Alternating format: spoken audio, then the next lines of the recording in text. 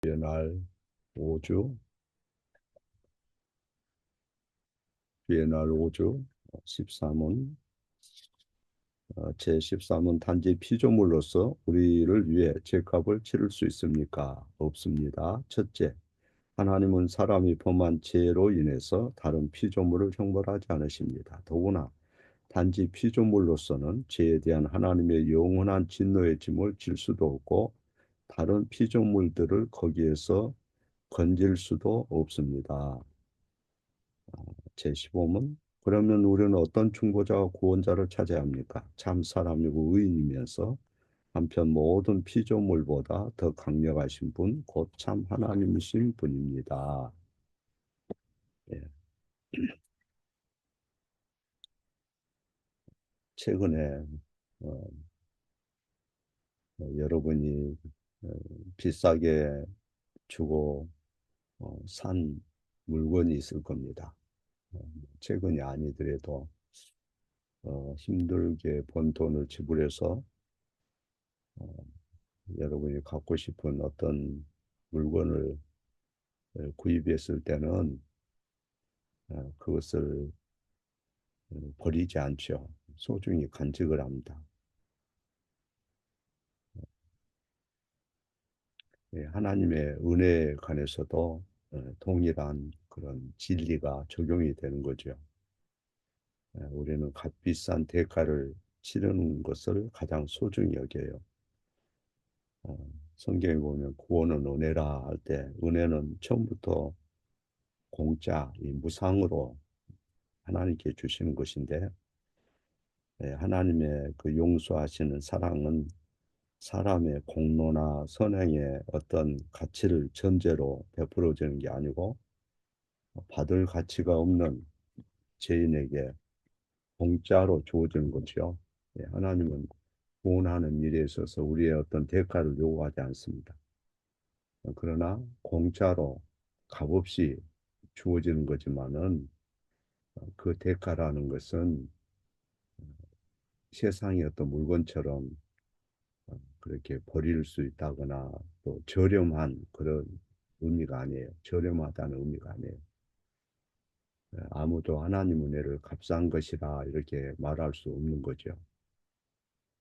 그러나 우리가 그분의 선물이 얼마나 놀라운 것인지 그 대가, 그 진가를 알지 못하면 그 선물은 별 의미가 없어져요. 값싼 것이 되어지는 거죠. 때로 우리는 은혜는 하나님께서 죄인에게 에, 이 사랑과 용서의 그 은혜를 당연히 베푸실 수 있다. 하나님은 원래 그런 분이야. 하나님은 어, 하시는 일이 은혜 베푸는 거야. 그런 정도로 치부해 버릴 수가 있어요. 우리 어머니 아버지니까 내게 이렇게 집도 사주고 차도 사주지. 그 당연한 거지. 그러고 잊어버리는 것처럼. 우리 어머니 아버지니까 나를 어려서 젖을 먹이고 학교 다닐 때는 학비도 주고 용돈도 주고 늘 나를 밥해주고 먹여주고 재워주고 부모니까 뭐 당연한 거 아니야? 뭐 이런 식으로 대충 생각하고 나중에는 부모에 대한 어떤 그런 감사도 없고 또 부모가 바라는 그런 삶이 무엇이다 하는 것을 생각지도 않고 그냥 게임이나 하고 지 마음대로 살아버리는 거. 하나님 앞에도 우리가 동일한 원리가 적용이 되는 거예요. 동일한 그런 진리가 적용이 된다 이 말. 그러나 하나님께서 우리를 용서하기 위해서 무엇이 필요했는지, 하나님께서 우리를 받아주기 위해서 무엇이 필요했는지 정리를 해야 되는 거죠. 언제나 우리에게는 얄팍한 은혜, 전혀 깊이가 없는 그런 신앙, 피상적인 그런 믿음, 그런 상태에서 벗어나려면 나를 용서하기 위해서 주님이 무엇이 주님에게 요구됐는지 또 하나님의 권속으로 받아주기 위해서 무엇이 필요했는지 그 반드시 알아야 되는 거죠. 그렇게 되어야 어, 감사하게 되고 죄에서 도망가게 되고 그 은혜를 알지 못하면 우리 아버지니까 뭐 그러지. 아버지가 이런 것도 못 해줘요? 뭐 이렇게 나오는 거죠. 더 심하면 아버지, 아버지가 나를 뭐 술을 받아줬습니까? 뭐 한 번이라도 막걸리를 사준 적이 있습니까? 하고 따질 수가 있어요. 기가 막힌 거죠. 이거는 세상 사람 편으로 호로자식이라고 그러잖아요. 우리가 신앙도 마찬가지예요. 주님이 나를 받아주기 위해서 무엇이 요구됐는지, 나를 용서하기 위해서 어떤 대가가 지불됐는지 그 분명히 알아야 돼요. 그거 알지 못하면 감사도 없고 지혜를 피하지도 않고 그리스도께 절대 가까이 가지 않습니다. 그리고 내 삶을 통해서 하나님 영광을 돌려야 되겠다는 그런 마음이 전혀 없는 거죠. 예, 뭐 당연한 아버지니까 나를 위해서 희생해야죠. 어머니니까 뭐 그렇게 희생하다 죽는 게 당연하지요.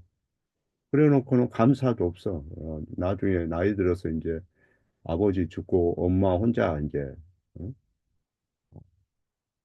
그 어디 어, 어, 개짝 같은 데서 혼자 사는 거지 뭐 힘들게. 어? 그래서 로마서 2장 4절을 보면 하나님이 인자하신가 하나님의 용납하신가 하나님의 오래 참으심의 풍성함을 네가 멸시하냐 그랬어. 그 말은 하나님의 구원에 높은 어떤 그 대가가 치러졌다는 것을 네가 얘 모르냐 이 말이에요. 다른 표현으로 하면. 그래서 구원의 대가에 대한 그 가르침, 이 주의 날 5주일에 요약되어 있는 거죠.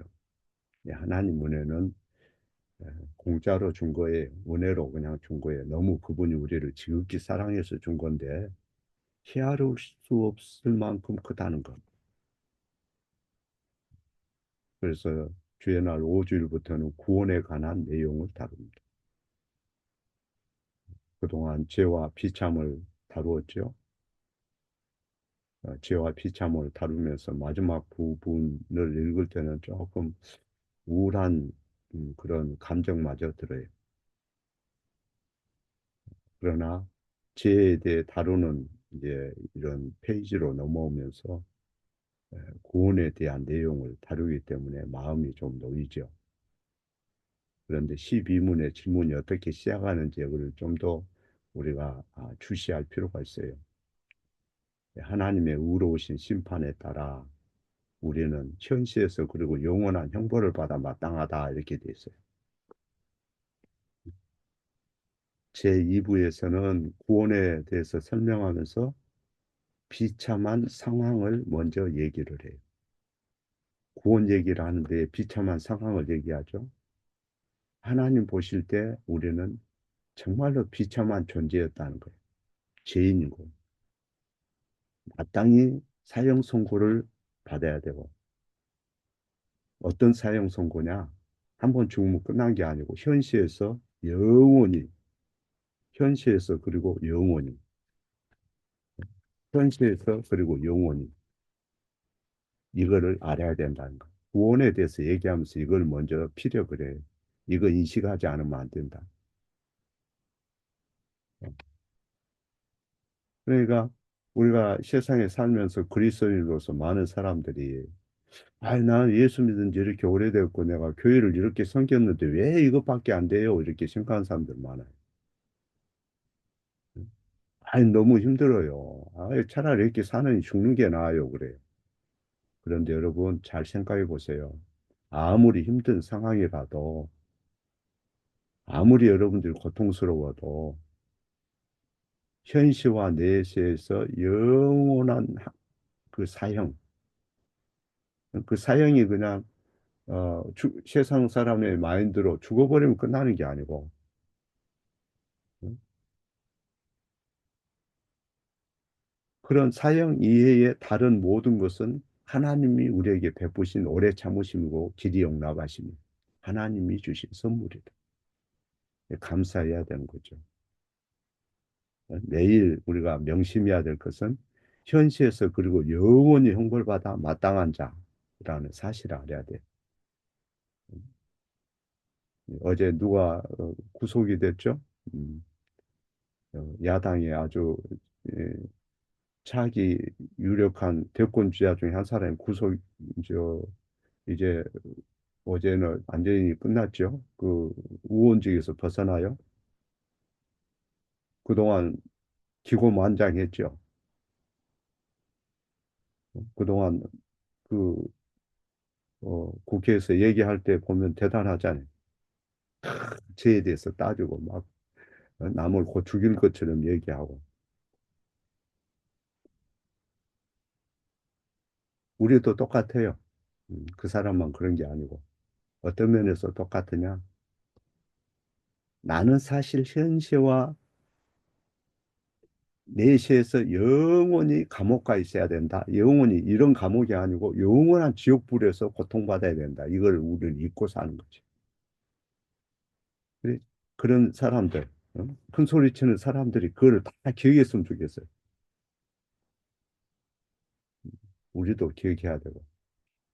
뭐 대통령이고 모든 사람 다 망라해서 내가 말씀드린 거 모든 인류는 그를 기억해야 된다. 하나님 앞에 우리는 죄를 사람과의 관계로만 치부해 버리잖아요. 아니에요. 우리의 죄는 하나님을 심히 하나님의 어떤 그 심기를 어, 진노케 하는 거죠.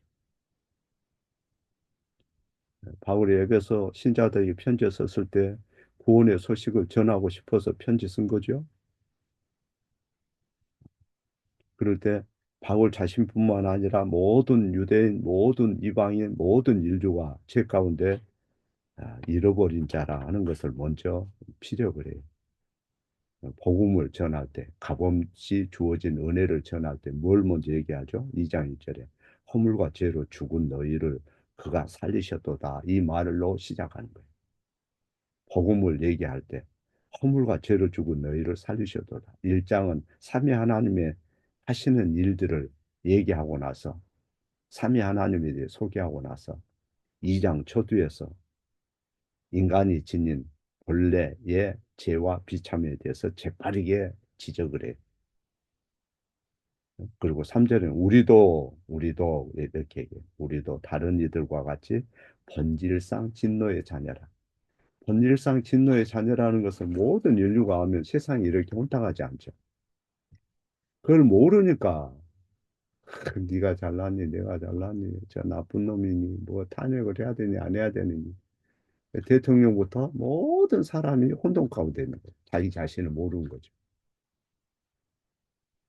그래서 주의 날 사주 신문에 보면 이 하나님의 진노에 대해서 하나님이 진노하는 것은 당연한 것이고 합당한 것을 얘기해요. 하나님 율법은 그분이 어떤 분인지를 보여주고 우리에게 나타내는 거죠. 하나님 율법은 그분에게 중요한 것이 무엇인지를 우리에게 보여줘요. 피조물이 그분의 율법을 어기는 것은 하나님의 진노를 촉범한 것이다. 그래서 죄인들에게 하나님은 율법을 범할 때 무섭게 진노한다. 그래서 거기 보면 무섭게 진노한다는 말이 있죠. 그 요리문답에 심히 진노한다. 예? 우리가 죄를 지을 때 예, 아까도 얘기했지만 사람과의 관계에만 주목을 해요. 우선 죄 지으면 자기 그죄 짓는 사람 마음이 안 편하고 죄책감 때문에 불안하고 그러죠. 또 죄를 지으면 그 상대에게 상처를 줬기 때문에 처리해야 될 그런 관계 문제가 있는 거죠. 평안함을 잃어버려요. 또 죄를 지으면 그 결과가 남잖아요. 그래, 그렇기 때문에 굉장히 부담이 돼요. 근데 그 죄는 사람과의 관계에서만 그치는 게 아니고 하나님께 직접 상달하고 미친다는 것. 그걸 항상 우리가 기억해야 돼요. 우리가 말하는 것은 먼저 사람이 듣기 전에 하나님이 더 자세히 들으셔요. 생각도 마찬가지. 우리는 우리 죄에 대해서 어떻게 생각합니까? 우리가 행한 일을 어떻게 생각합니까? 하나님은 너무나 거룩하시기 때문에 창조주의 그분의 법을 어길 때 크게, 예, 그 신문에 보면 무섭게 진노한다. 무섭게 진노한다. 그러니까 우리가 죄 짓는 것은 남의 일이 아니에요. 죄 짓는 것은 나만의 문제가 아니라고. 내 옆에 사람과의 관계만 문제가 아니라. 다윗이 우리아의 아내 바세바를 보냈을 때 우리아와의 관계만이 아니에요. 바세바와의 관계만이 아니고 하나님을 크게 진노시킨 거죠. 그래서 우리는 하나님의 그 광대하심과 위대하심과 전지전능하시고 우리와 모든 관계를 맺는 그런 것들 때문에 두려워하고 떨어야 되는 거죠. 거룩하신 하나님이 우리의 영원한 생명과 운명을 그 손안에 쥐고 좌지우지하시니까 우리는 그 앞에 두려움을 가져야 되는 거죠. 그러면 하나님이 우리가 죄인이고 이처럼 허물이 많은 것을 너무 잘 아시는데 과연 우리가 구원받을 수 있느냐? 영원히 하나님 앞에 죽지 않고 형벌받지 않고 설 수 있느냐? 성경은 그렇다고 얘기해요. 우리가 구원받을 수 있다고 성경이 가르쳐요. 그럼 구원받기 위해서 무엇이 필요한가 할 때 12분에서 제기하는 그 내용이 바로 그겁니다. 어떻게 우리가 이런 형벌을 면하고 다시 은총을 입을 수 있겠습니까? 제 12문에 두 가지를 말해요. 어떻게 피할 수 있느냐, 형벌을. 어떻게 다시 은혜를 입을 수 있느냐, 두 가지. 이 둘은 같은 내용이 아니에요. 형벌을 피하는 것과 은혜를 입는 것은 같은 게 아니에요. 지옥에 가지 않는 것과 천국에 들어가는 것은 같은 게 아니에요. 일단 심판에서 벗어나는 조치가 필요해요. 그 다음에 하나님께서 받아주시는, 양자로 받아주시는 것이 필요해요. 두 가지는 같은 게 아니에요. 우선 형벌을 면해야 됩니다.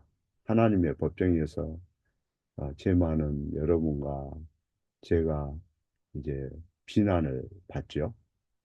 수많은 죄의 증거들이 설명되고 많은 그런 어, 주장을 들은 후에 재판장이 판결을 내렸는데 그 기소장대로 결과는 유죄로 떨어져요. 그 유죄가 뭐냐? 현시와 내시에서 영원한 죽음이. 그래서 그 유죄는 최대한 무겁게 집행되는 거예요. 그 유력한 누가 감옥에 갔으니 또 다른 사람이 대통령 되면 빨리 석방할 것이다. 세상에서는 가석방이라는 게 있고 조기 석방이 있어요. 그런데 하나님 앞에는 그런 거 없어요. 안전한 대가가 지불돼야 돼요. 하나님의 공의가 충족되기까지는 그 선고에서 피조물이 벗어날 수가 없어요. 그래서 교리문답에 보면 하나님의 공의가 완전히 만족돼야 한다. 이렇게 말씀합니다. 그분의 요구가 완전하게 충족돼야 된다. 우리는 하나님께 빚진 것이 두 가지가 있습니다. 과거의 죄들에 대해서 형벌을, 형벌의 그 값을 지불해야 되고, 또 현재 미래도 우리는 하나님 앞에 순종을 해야 되고,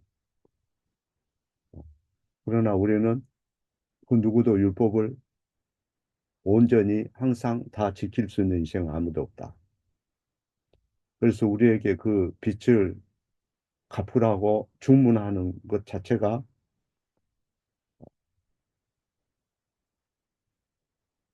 우리에게는 가능성이 없어요. 너무 요구하는 값이 높기 때문에 어떤 사람도 상감받을 수 있는 그런 사람은 없어요. 그래서 하나님의 형벌을 피하고 은총을 입으려면 죄값이 완전히 치러져야 합니다. 사람은 그걸 할 수가 없어요. 피조물은 그게 불가능해요. 아무리 돈을 많이 갖다 바친다 해서 그런 거 하나님 받는 게 아니에요. 그걸로 되는 게 아니에요. 금리나 은으로 안 돼요. 시간을 드린다 해서 되는 게 아니에요. 그분의 공의를 완전히 만족시킬 수 있는 것은 사람이 뭐 기도를 많이 한다, 뭐 지식이 많다, 그런 거 가지고 안 돼요. 그래서 시편 49편에 고라 자손이 그 어리석은 부자에 대해서 지적하는 그 내용이 나오죠. 어리석은 부자들은 얼마나 어리석은지 돈이 자기를 구속할 수 있다 이렇게 생각한 거예요. 돈이 자기 목숨을 무덤에서 구할 수 있고 하나님의 공의에서 보호할 수 있다 생각한 거죠. 그래서 6절에 그들은 자기 재물을 의지하고 자기들의 부유함을 자랑한다. 그랬어요. 근데 예, 그들만 그렇게 하는 게 아니고 오늘날에도 대부분의 사람이 그렇게 생각을 하죠. 세상에서 부와 자기 소유물을 우리가 신뢰하는 것은 인간이기 때문에 어쩌면 가장 자연스러운 일이지만은 세상은 하나님의 심판이나 하나님의 존재에 대해서 그들은 생각을 하지 않기 때문에 인간적으로만 생각을 해요. 아, 내 자산이 앞으로의 내 삶을 행복하게 하고 견고한 성이 될 것이라 이렇게 스스로 자기를 어, 위로하는 거죠. 세상적인 그 매력이 생각을 제대로 정리하지 못하게 혼란스럽게 만들어버려요. 땅 위에서 내가 이런 권력을 쥐어야 된다. 땅 위에서 내가 안정이 돼야 된다. 그래서 자기 스스로 자수성가하려는 그런 사고가 많죠. 하나님과의 관계에 있어서 내가 얼마만큼의 빚을 졌고 하나님 앞에 어떻게 해야 되는가 이거는 별로 생각을 못해요. 그래서 세상에서 인간의 생각으로 자기가 소중히 여기는 것들이 이제 자기 호주머니에 들어올 때 하나님 은혜는 더 잊어버려요. 하나님 은혜는 좋은 거지만은 꼭 하나님 은혜가 내게 필요하나? 구속에 대해서는 교회에서 많이 듣고 목사님들 얘기하지만 그런 것이 꼭 내게 그렇게 절실한가? 뭐 이런 정도로 생각을 해요. 그래서 이 현상을 바로 직시하도록 시편 49편이 말하는 거죠. 6절에 재물을 의지하는 것에 대해 말했고 7절은 아무도 결코 자기 형제를 구속하지 못하며 저를 위하여 하나님께 속전을 바치지도 못한다 그랬어요. 8절은 다시 또 강조를 해서 상세하게 설명해요. 생명의 구속값이 너무 값비싸기 때문에 생명을 구속하는 그 속량하는 값이 너무 비싸기 때문에 아무도 자기 생명을 어, 구속할 수 없다. 그 무엇도 세상에 어서는 안 된다. 그래서 이 진리를 우리가 기억을 해야 돼. 아, 주님으로부터 용서받아야 되고 하나님께 받아들여야 되는데 내 속에는 내 힘으로는 내 노력으로는 그거 안 돼요. 생명을 구속하는 데는 정말로 비싼 대가가 지불돼야 된다. 아주 높은 가격이 치러져야 된다. 그래서 죄에서 석방되고 현시와 내시에서 자유를 얻고 하나님의 형벌을 면하고 다시 은총을 받으려면 하나님의 공의를 만족시킬 수 있는 대가가 필요하다. 그게 뭡니까? 우리 주 예수 그리스도의 어린 양 대신 하나님 어린 양 대신 그분의 보혈이 필요하다는 거죠. 그걸 성경이 얘기하는 거예요. 자, 기도합니다.